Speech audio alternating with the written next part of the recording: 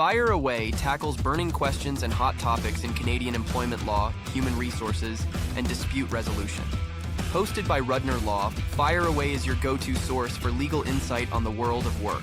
So whether you are an employee or an employer, a lawyer or an HR pro, let's ignite the conversation and get into today's episode.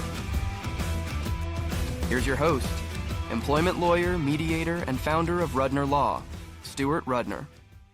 Welcome to episode 87 of Fire Away. Today, I'm very excited to be talking about things like artificial intelligence, kind of like everybody else is discussing these days. What I'm hoping we can do is talk about some cool ways that you can use AI in your everyday work life, how you get started, what to be concerned about, some considerations for employers and what their employees might be doing.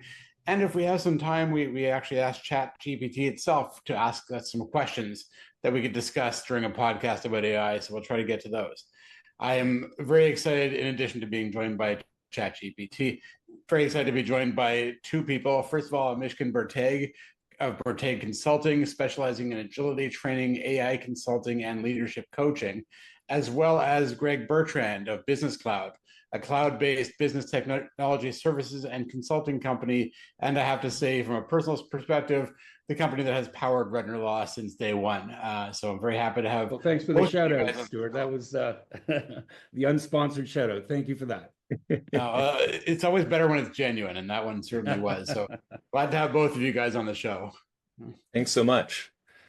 So other than that quick introduction about the two of you, Mishkin, why don't you go first and tell us a little bit about yourselves and your background? Yeah, thanks, Stuart. So real pleasure to be here. My background is actually technical, and so I have a computer science degree. I've always been interested in AI since I was a little kid. In fact, high school project was in neural networks for science fair.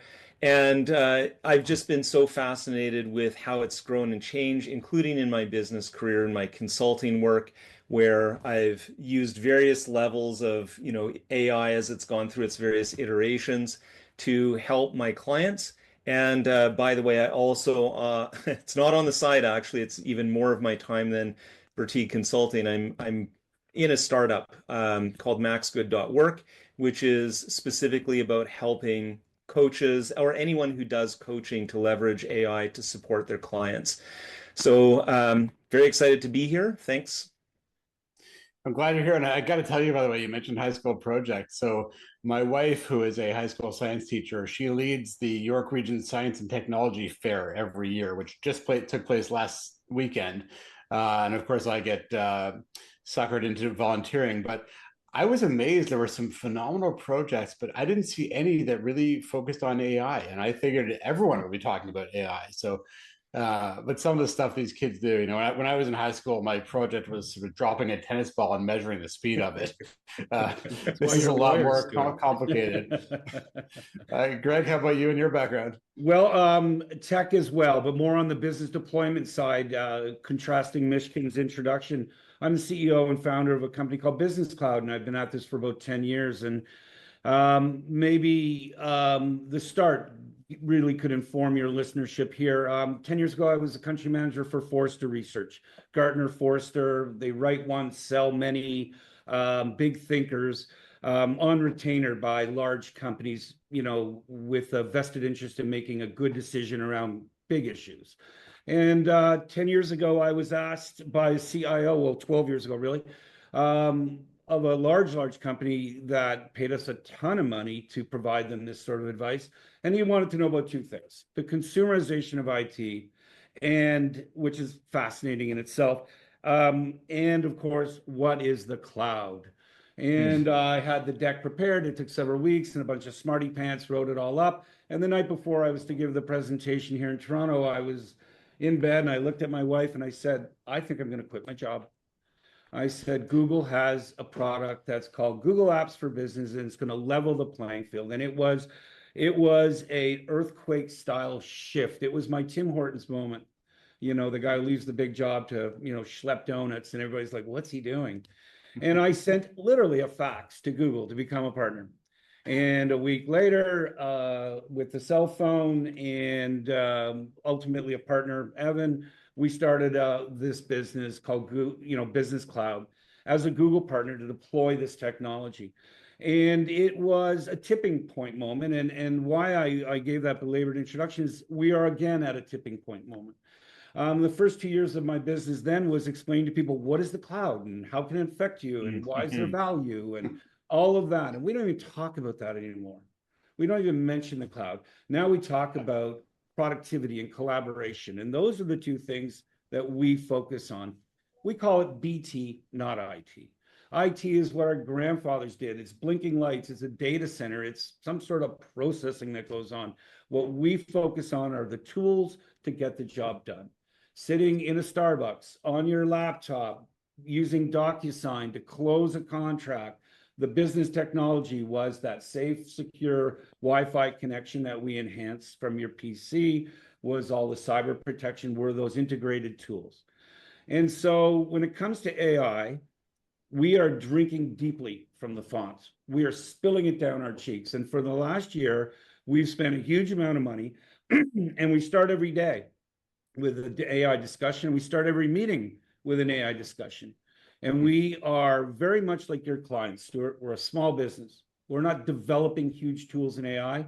We are licensing the products that are made available to us. And as we go through the discussion, I'll try to distinguish what I believe are the effective tools available to small business today, cost-effective and wildly powerful, as contrasted with what I call the party tricks, the ChatGPT, watch what I can make it do. And there's some cute examples there. But so almost 30 people today at Business Cloud, and we are on the precipice of deploying AI across a huge number of industries for our clients. And when I say deploying, again, we'll perhaps dig into some detail. We call it the readiness. We're at that readiness this point where companies know it is a tsunami that will either wash over them or they can surf it and hopefully develop a competitive advantage. So I like the way you put a little that. more time on that intro, but there it is.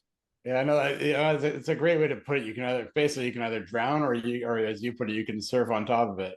So yeah, we'll definitely be talking about that. And I want to start because Greg, you inspired me about 3 weeks ago when we were supposed to be talking about a legal matter. But first, of course, we digressed into technology, and you were telling me about how Microsoft Copilot was kind of teeing up your day for you and your meetings and all that. So why don't we start with that? Because I think a lot of people are, you talk about party tricks. Like I think that's what a lot of people are doing and seeing when it comes to AI, and ChatGPT is, in my view, kind of become like the Kleenex of AI. Like everyone talks about ChatGPT as being AI generally. Yeah, that's all people know. So, but we can distinguish that pretty quickly. The view we have is that ChatGPT is a search engine. That's all it is. And sure, it can generate content, do those sorts of things, but its value is limited to the outside world's content. Where we want to focus is productivity and collaboration. And where is that? That's the space you work in every day. Your email, if it's Microsoft, you have SharePoint and MyDrive and your calendaring. If it's Google, of course, you have those similar applications, the calendar, down to the phone. So how do I start my day? Well, for 20 years. I'm actually sorry. I'm sorry to cut you off, but no, that's perfect. That's what I wanted you to talk about, because this to me is much more than a party trick. This is a concrete example of how people can use AI in their everyday work lives, and then we can drill down. Yeah. No, I 100% hear you. For 20 years, I started my day probably the same way Mishkin and you did, Stuart. I checked my voicemails. I looked at my email. I addressed the people standing at the door, the lineup, the queue of those folks, and then I got on with it. And it really was centered around receiving information, and not even being reactive. That first hour was like, oh, okay, here's my day and getting my to-do list. So how do I start it today?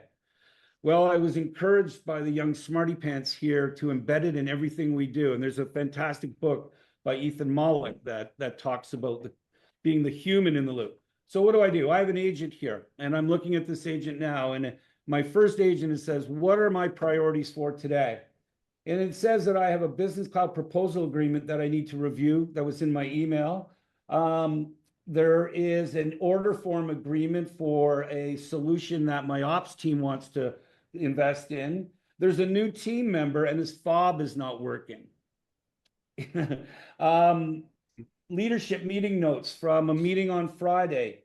And then there's another one here that says our service team, our support team issued a survey last week, and the results are available. And it's telling me this contains feedback that you should be aware of. Now that's a hook, isn't it? The AI. So that is one example. So in that brief moment, I have another set of these agents that we've developed, and they're personalized. So I have one employee that is generates a tremendous amount of content. Sean, you probably know Sean. And so Sean could write 30 or 40. He's indispensable. He deals with our client success team. So lots of issues land on his desk. He may generate 30 or 40 emails, meaningful emails to me in a week. And I start every Monday morning by having Copilot summarize all of Sean's emails. And it gives me this beautiful doc. And then I tell it, prioritize them. And then I tell it, ask me questions to make sure you're getting what I want. And so we are now developing these user level approaches to AI using the tools that are embedded in our productivity suite. So how do I start my day? Always with AI. That fascinates me because, as you know, I'm enough of a techie to be dangerous. So you are very dangerous, Stuart. I thought you were going to go the other way with that, but no, thank you. You are much more of a techie than you know. Yeah, but enough to be dangerous, apparently. But no, I mean, that's fascinating because this is way beyond party tricks, and this is how can you make your life more efficient. 100%. So before we kind of move on to where can people get started, which I want to talk about, I know, Mishkin, if you want to add to that, or just move on to how can people start with this? Yeah, absolutely. So very much like Greg, AI is embedded into everything I do every day. There's no moment when I'm not working with some sort of AI tool, other than when I'm doing like a podcast or something like that, right? This is the real Mishkin, though, right? This is the real Mishkin. Yeah, that's right. Okay.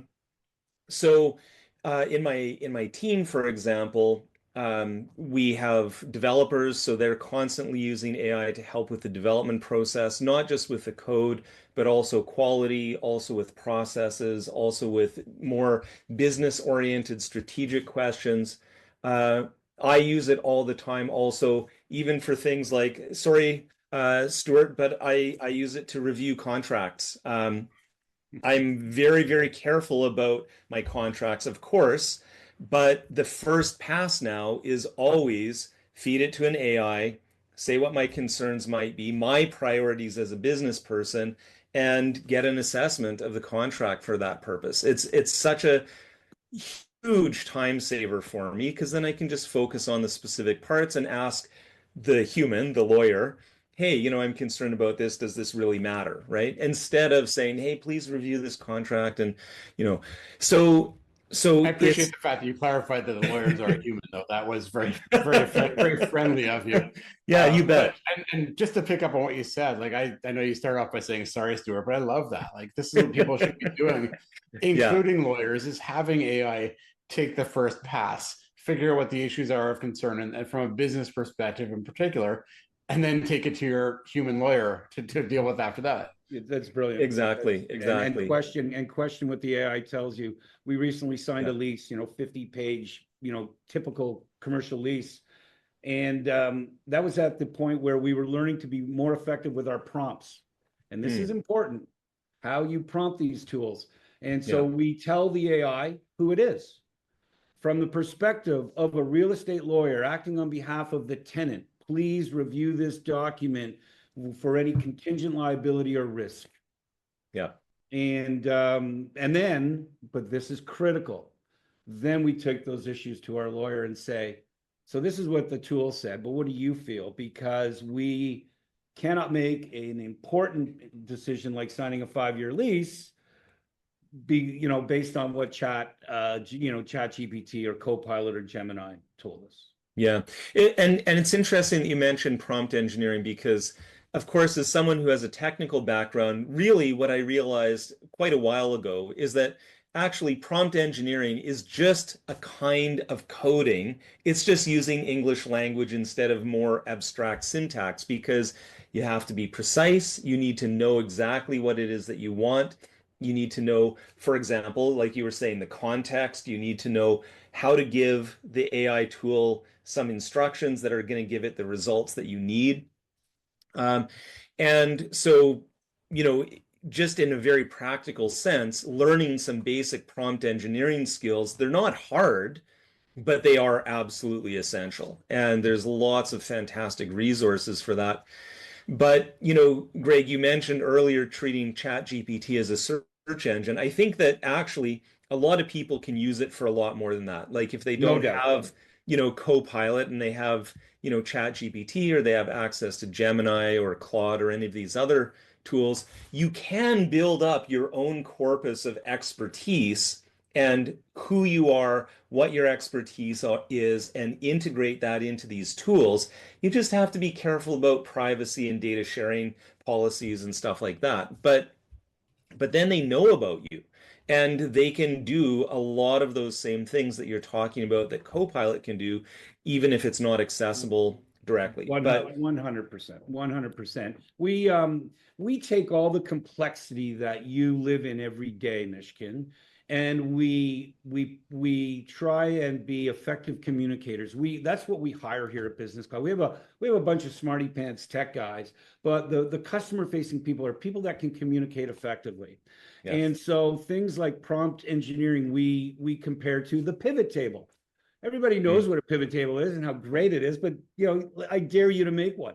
I mean, it was that one skill that 4 guys in the company knew how to do. So when we sent the teams to Redmond and to Micro and to Google here, the very first thing they came back with was prompt and you know how to prompt the natural language, you would say natural language query from back in the day beyond Boolean, but you know, you have to tell it what your goal is and what the context is. And you have to tell it what you expect.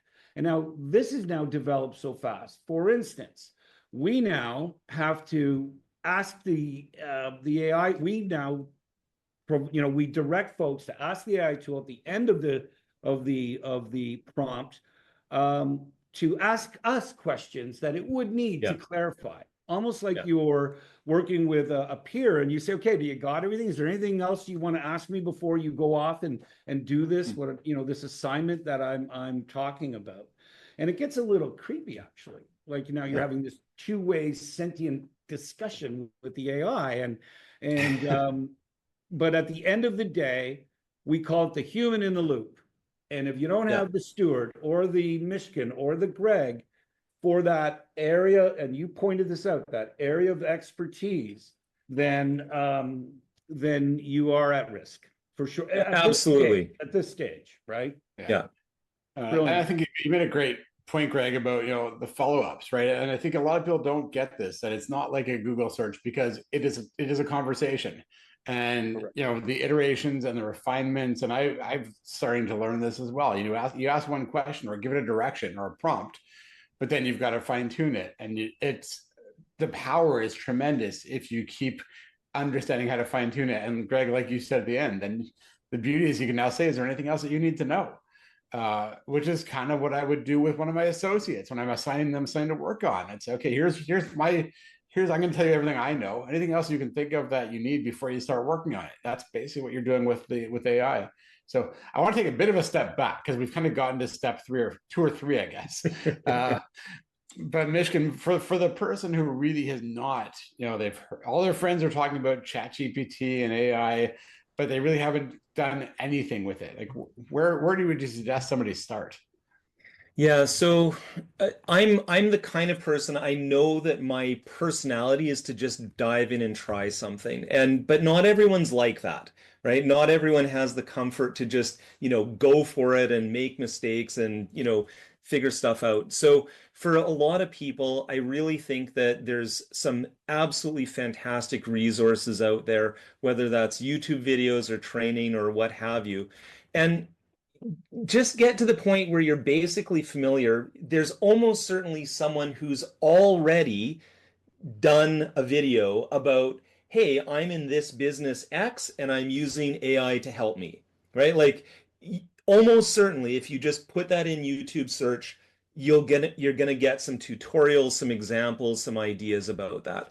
And for most people, getting that basic familiarity and introduction, and then going and looking at the tools, the next step, don't just focus on one tool. There are so many different tools, but also don't get overwhelmed. So most people talk about ChatGPT. It's accessible, it's well known, great. But there are so many other ones, and depending on the ecosystem that you like, maybe you go with Copilot because you're in the Microsoft ecosystem, or you go with Gemini because you're in the Google ecosystem, or whatever it happens to be. Pick a tool that's close by and easily accessible, and then go back and forth between the experimenting and the tutorials, shall we say. One other thing I want to say, which is kind of related to this getting started piece. When you start, I strongly recommend using these tools for things that you already have expertise in, because they are very believable and they are often wrong. And so you need to be able to apply your own judgment to what you're doing with these tools. I am not a lawyer. So yes, I can use it to review a contract, but I still need to recognize that it will make mistakes that I won't notice, right? On the other hand, I am an expert on business process improvement and teamwork and leadership and all this other stuff. So I can very easily use these tools to generate content for me, help me to build proposals, and I'll see at a glance if there's a mistake. But if it's outside my expertise, I won't usually notice because they're believable. So Yeah, you know what? huge point of caution for getting into it. Yeah. Yeah, I'll give you a real life example. And Greg, I may have told you this story, I don't recall, but about a month or two ago, I had to draft a blog post, and part of it, I needed just a summary of a case. And I didn't want to dig in to get all the minutia. So I figured AI would be able to do that for me. So I just asked it to write a case summary. And first I had ChatGPT do it, and then I had Gemini do it. And what was interesting is ChatGPT wrote the more eloquent version of it. And it was extremely well written, and it got the facts 100% right, but it got the conclusion of the case 100% wrong. And if I hadn't known that, I would have published this post or this blog post, which would have been 100% wrong and looked really dumb. Conversely, Gemini, it really was not well written, but it got the right result. So to your point, don't just use one platform, but also use things that at least you can know when it's wrong. And I think that's a really important point to remember. I want to add one more thing, actually, if I could, which is, most people talk about these chat tools and about content generation and content review, but there's also a whole category of tools about automation, robotic process automation. There's a whole bunch of things related to other types of content. So almost no matter what you're doing in business, there's going to be something there where you can apply AI, even if you're not like a marketing person or whatever, right? So don't feel like, oh, it's just for marketing or it's just for writing blog posts or whatever. Like in my own business, we use it for HR, we use it for coding, we use it for legal, we use it for business, we use it for process improvement, we use it for onboarding, we use like everything in a business, AI is there. Absolutely everything. Right, and companies are adopting that. Shopify, for instance, will not approve a request for a new hire until you prove that AI can't do that job. I heard of another company doing that as well. Yeah, it's fascinating test. So I want to shift gears, and I can't believe I'm saying this already. Can I add one thing about how we're doing it? Just on a very low level, practical level, we at the beginning of every meeting, we ask everybody in the room, give us a tip for AI. What did you do with it? What did you use for it? And we do that is because there are two ecosystems, Google and Microsoft. We're in Microsoft right now, and it is showing up everywhere, and you don't know it. For instance, I opened a calendar entry, and it was after the event. And when I went back to the calendar entry just to see who had actually attended, there were all kinds of additional documents that had been added to it. And we always maintain that, a calendar entry lives past its best before date. So if there are minutes, attach them to the calendar so that you can go back, not in an email somewhere else. So every single meeting we start by saying, How did you use it today? Did you, and sometimes it's, there's nothing, no eureka moment, but you would be shocked. And to Mishkin's point, if you're not that type of person that is a maven and out there investigating on behalf, embed it in your daily interactions with your team, and force people to say, hey, I used it this way, because it is literally popping up everywhere within our productivity platform. And as Mishkin says, in every role. Last but not least, Microsoft and Google both have scenario builders. And I'm looking at here across accessibility, education, energy, finance, healthcare, blah, blah, blah, blah, blah. And if you drill down into any of these, how to build a business plan, da, da, da, it goes on and on and on and on.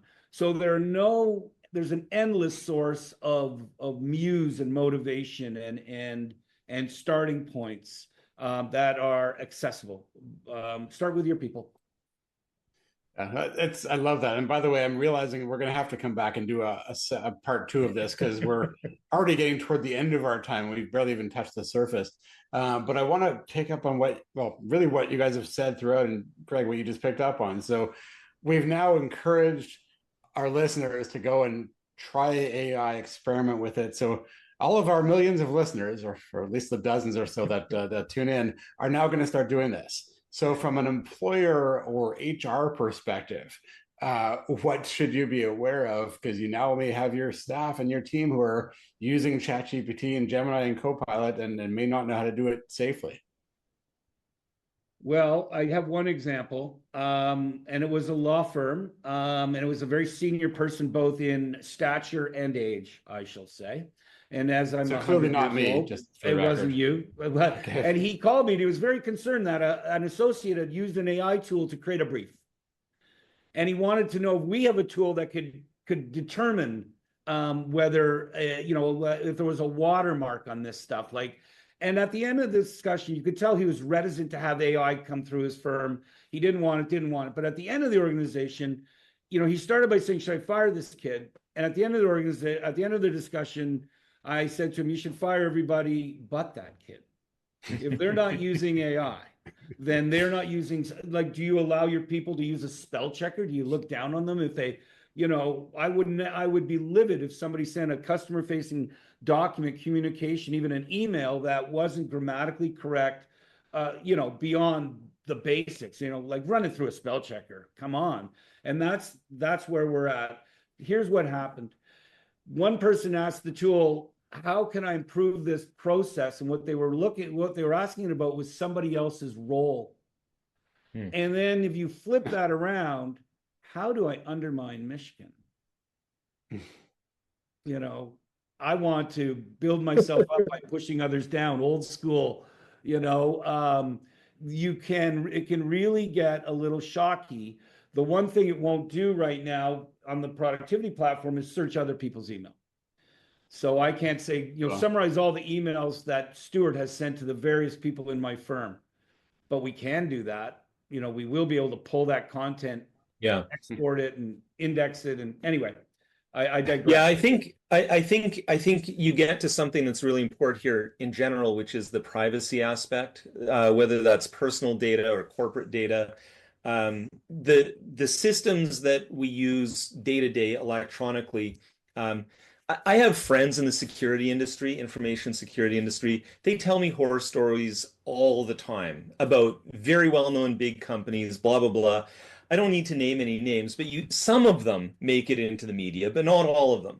And so one of the things that we have to do is we just have to recognize that there's a balance here, right? Is the value of the tool and the potential risks of using the tool good enough for that to be balanced out and for us to actually go ahead or not.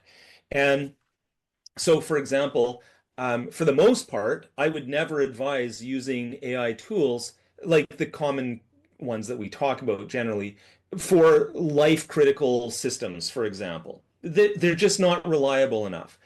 But on the other hand, there's a whole sort of amorphous area of HR and how that works in an organization where it's kind of to be determined, right? There's news items about how AI is being used, for example, more and more in therapeutic situations for, people's mental health. And I think that's an amazing application. I'd be a little nervous about it, but when we're talking about people's mental health, some people aren't very comfortable sharing that information. And so, how do you guarantee the privacy of it? And that usually requires building on top of these AI tools some extra guardrails. In the platform that I have built, for example, for coaches, it's also useful in enterprise organizations, right? You have to have some basic security and privacy auditing done so that you know that the tool is at least compliant to a degree that's managing the risk. And there's so many aspects to this that it's really always going to be a case by case situation, but that shouldn't prevent you from starting the experiments. And to really build on what Greg was just saying, like the problem isn't people using these tools. The problem is people not using the tools and getting people on board with this stuff as quickly as possible in an organization should be considered like a competitive necessity, right? Like it's not even like a cool thing anymore. It's like, yeah, if you're not Everybody doing should it, build a pivot table. So let me add a practical spin to this, you guys. We are preparing a readiness offer for our clients, and it starts with a little bit of this discussion. What is it? Where is it? How is it? But it gets really quickly into grounding data, and you just nailed it, Mishkin. If I ask the AI tool, if I ask Cobalt, how much does this person make? It may not have access to that direct information in the payroll, but it can tell through an email or through a document because of a dental claim and yada, yada, yada, yada. So what it does is when we implemented the systems at, for instance, Stuart's office, he had a huge collection of folders in their file structure. And we went and revisited the permissions and the structure. And, you got client folder and then subfolders. And then we added permissions to those. Well, when we add the AI tool, it follows those permissions. So if you're a user, Mishkin, at Stuart's company, that tool will go and look in any place that you have access to. So it prompts us, and I say that as a pun, to review the permissions as a basic step before we really look at a full wide deployment. We also have other conflicts, which are unusual. We have a tool called MDR that looks at unusual work patterns as a cybersecurity measure. If I gave you permission to a folder, Mishkin, and in 2 years you've never opened that folder, and then suddenly at 2 a.m. you do, and you download 2 documents and you print one, and that is an unusual work pattern. And so an alarm goes off and we lock down your account, depending on how we have the managed detection response sensitivity setting. And so of course, when the AI tool goes on your behalf to a folder, and all the alarms are going off now. Like, why is this guy accessing hundreds of folders? Because the authorization is through your credential. Anyway, I would be interested to know what you feel about the privacy thing, Stuart. I mean, this is your world. It's, we try and enable and balance productivity with control, and we're less likely to focus on control than productivity, to be fair. What's your view on what a company should concern itself with respect to the privacy of an AI tool? And where's my liability? If one employee finds out something about another employee, is it on me? Well, I'll start with my usual answer of it depends. But I mean, and obviously this is a far bigger question than I'm going to answer now because of course, mindful of time. But it's a great question, and frankly, it's the type of thing that organizations need to be thinking of. And as you well know, we spend a lot of time working with HR and designing policies and procedures, and a lot of time, or almost always, they're reactive. And this is a perfect example of now people are starting to get into AI. They're using AI. The organization might be using AI, but the policy and the privacy policy is the same as it was 5 or 10 or 20 years ago. So You you need just to use think about AI that to exact update the scenario. policies. Yeah. Yeah. So let There's AI, an and then AI for will that, draft the Mishkin. policy so it has full access to everything. But that's a whole other issue of are they, is AI going to take over the world, which we'll come back to in perhaps next episode. But yeah, I mean, to answer your question somewhat, Greg, like this is a prompt, as you said, for people to think about these things because it's critical and you need to have those covered, not only policies, but training, right? It's great to have it written somewhere that no one ever sees, but you have to make sure everyone knows what the policy says. I want to shift gears a bit, and then I hate to say this, we're going to have to wrap up very soon. Mishkin, you made a really neat point a week or so ago when we spoke about how AI can be used to actually help with efforts toward diversity and inclusion in the Yeah. workplace. And that was something that I know I'd never thought of, and I don't think a lot of people had. So I wanted you to at least briefly mention that. Yeah, I think it's pretty simple. So I come at this quite naturally because recently I've been diagnosed as having ADHD and also being on the autistic spectrum. I didn't know it, but realizing it now and leveraging these tools, I'm realizing how much they help me to function normally in a corporate environment that often otherwise I'm kind of a little bit disabled in, frankly, right? And I'll give you a really simple example. Like I was talking earlier about contracts. With ADHD, contracts are kind of like my kryptonite. I hate paperwork. Oh my gosh, as a business person, it's the last thing I want to do. But now all of a sudden, I've got an enabling tool that allows me to basically take something that I find extremely distasteful, extremely hard, and do it super, super fast and easy. And I think that this is really a powerful thing for empowering the people in your organization that just like other kinds of tools that we've used for centuries, every tool that we introduce supports people that maybe find a support in an unexpected way. Um, and so, oh, I find it hard to write emails. Okay, now I've got an assistant that helps me write emails and they actually sound decent and professional instead of my weird, awkward emails that I send out, right? So learning disabilities, same thing. When we talk about the mental space of neurodiversity and the kind of things that people deal with in their work environments, this is not even personal environments. It's like in their work environments, I am super excited about how this is going to sort of gradually become more and more and more of a support. I'll just mention that I originally got the idea because my sister teaches middle school. And when we first encountered these tools, it was actually 3 years ago, before ChatGPT came out. There was a predecessor called Da Vinci. And so I showed her, and she was like, "Oh my gosh, I have to get my students using this because three-quarters of them have learning disabilities that make it impossible for them to write." And I was like, "Oh, that's cool, actually." Like, That's what very an cool. amazing thing, right?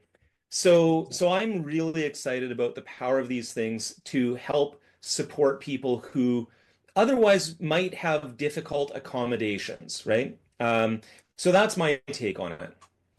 I love that. It's very cool, and it's not something that I think a lot of people are talking about yet. So, I want to end with the question that is generating a lot of debate, and I'm going to put each of you on the spot. I'm going to ask you to answer this in 30 seconds. So obviously, it'll have to be a very, very brief answer to a very complicated question. Is AI going to take all of our jobs? Who wants to take that one first? Well, let me go first, and then Michigan can do a deeper dive. It's going to take some jobs. Let's be honest. There are things that it does extremely effectively, and there's the usual suspects there. But the key to using AI is to focus on the things that you don't do well, because we all have a superpower. We all have a thing that we really are effective at. Michigan's alluded to his, and certainly we understand yours, Stuart, and I hope our company's competitive advantage is that the gap between the tech and the person and productivity. So I don't think we will lose as many jobs. I think we will enhance people's jobs. But just like any industrial or technical change, there will be a transition and a shift. And I will finish with, this is a tsunami, and you have two choices. You can lie on the beach and let it roll over you, or you can get on a surfboard and you can make your way. It can be controlled. Ethan Mollick's book, Co-Intelligence, is standard reading at this company. You get your new hire, you read that book before your first day. And there's a million, there's a million books out there on it. But this one gives enough background, and it focuses on exactly what Mishkin and you've alluded to, Stuart. Use AI to fill in the gaps and try it for everything. And when you're an expert in something, use it. And you will see, as you pointed out, Stuart, the wrong conclusion in a draft. And then you will be able to frame it. You'll be able to say, I get it now. I can rely on it here. I can supplement my skills there. And it can be part of your offering. It can be part of your capabilities. So really, drink it, spill some down your cheeks, spend some dough. Absolutely. If this is a time to invest, and these aren't big dollars, but a couple $1,000 per employee per year, and see where you end up. I know that was more than 30 seconds. Sorry. There we go. They usually say give a lawyer 30 seconds, it'll take 10 minutes, but at least it's not just lawyers. Mishkin, is AI going to take our jobs? No, ultimately, but it's going to be extremely disruptive. I think my answer is very similar to what Greg just said, maybe a slightly different perspective. The current AI tools that we have they're called artificial intelligence, but they're not really what we think of as human intelligence. And so there's a huge amount of space still for us as humans to leverage the things that we can do that AI tools can't. And yes, there's shifting around. Yes, there's disruption, but there's still an amazing amount of work that humans need to do. And I think of them like any other tool. They're a productivity multiplier. They're not a replacement. So that, again, the whole thing about intelligence and all that, that's more theoretical, but I think that we are always going to have a place for humans. All right. Well, we will leave it there for now. I mean, guys, there was so much we didn't get to, including the questions from ChatGPT, that we will have to do this again. But I really appreciate you guys doing this. I really enjoyed the conversation. Yeah, it's really Before great. I take my turn to fire away, wanting to let people know how they can find you if they want to ask you more questions, or even better, talk about engaging your services. Well, yeah, for me, businesscloud.ca, Greg at businesscloud, or just go to our website, businesscloud.ca. We're here in Toronto. We prefer a phone call to a bunch of internet emails back and forth. Quick call and see if we can affect some change for your business. Mishkin? Yeah, I'm everywhere. So, and it's not just the AI me, but the best place to find me is on LinkedIn. There's only one Mishkin Berteig, so it's easy to find me. And I can help you with the AI stuff, or I can help you with the leadership stuff.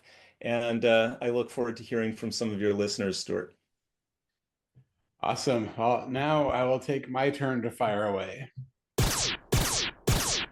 I want to pick up on my rant from last month, in which I talked about why DIY and HR don't go together. And this applies to both employers and employees.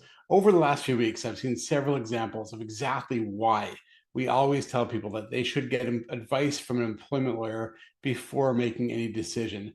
I know that sounds self-serving, but it really is true, and it can save you a lot of money.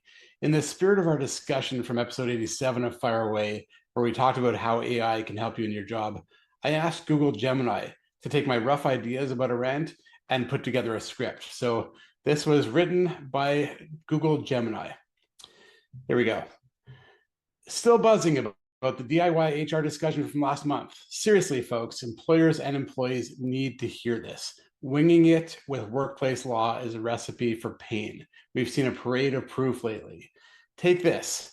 Company dusts off an old contract, figures a termination clause is golden because a lawyer drafted it years ago. Surprise, it's about as enforceable as a chocolate teapot. By the way, I learned a new expression from Google Gemini.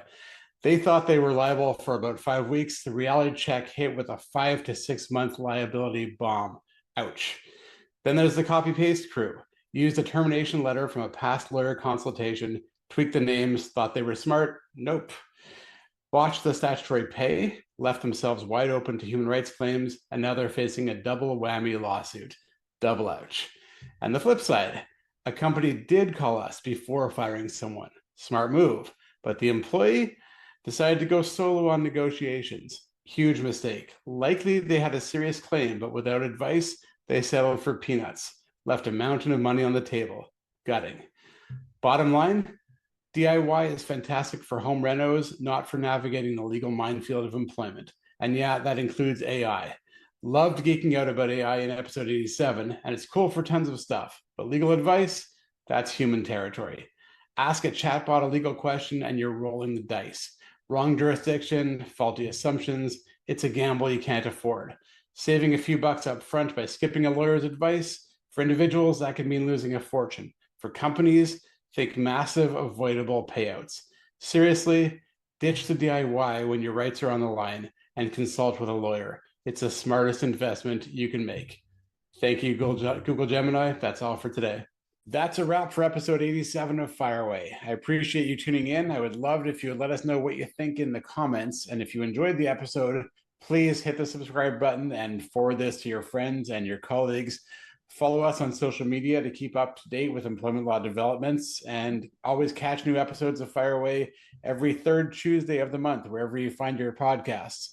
Thank you again to Mishkin Berteig and Greg Bertrand for being my guests for a fantastic conversation. As always, thank you to Rebecca and Mark for all of their work behind the scenes. And finally, to quote one of my favorite hockey broadcasters, the pleasure was all ours. At Rudner Law, we want people to treat their employment relationships as legal relationships and make informed decisions rather than assumptions.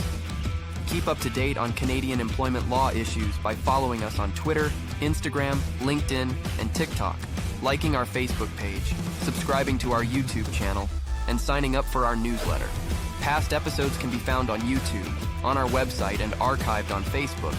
And if you like our page or subscribe to our channel, you will receive notifications when the episodes are live. As we always say, none of that replaces legal advice tailored to your specific circumstances. If you think you might need an employment lawyer, you probably do. So please don't hesitate to reach out to us.